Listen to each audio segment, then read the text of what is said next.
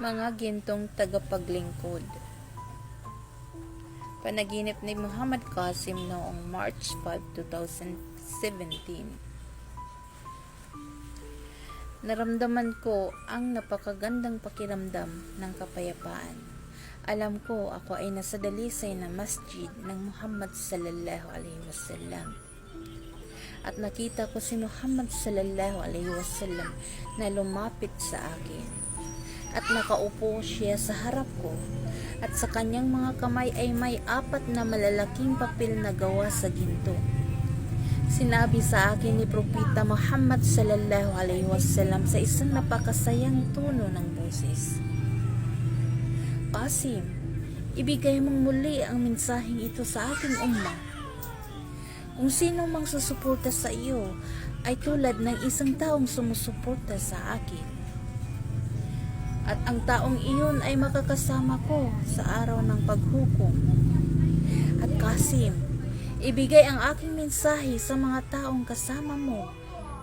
Hindi sila dapat mag-alala tungkol sa gawain ito na ginawa nila na hindi isinulat bilang mabuting gawa. Hindi nila dapat isipin ang kanilang gawain bilang walang halaga.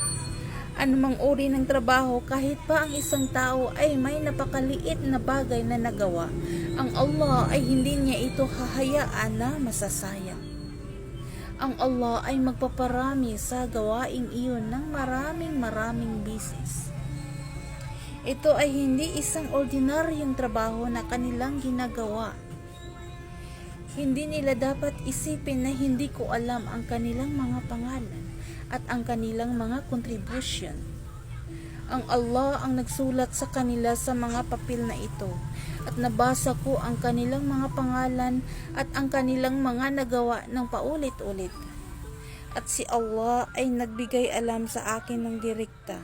Wala silang dapat ipag-alala, at sila ay makakasama ko sa araw ng paghukom. Ang mga gininto ang papel na ito na ipinagkaloob ng Allah sa akin, dadalhin ko ito sa lahat ng oras. Qasim, ang aking tunay na Islam ay uunlad sa buong mundo sa tulong ng Allah. Siguraduhing ihatid mo ang mensaheng ito sa mga taong iyon." Ako ay nakaupo doon ng tahimik na nakikinig sa lahat ng sinasabi ni Muhammad sallallahu alaihi wasallam.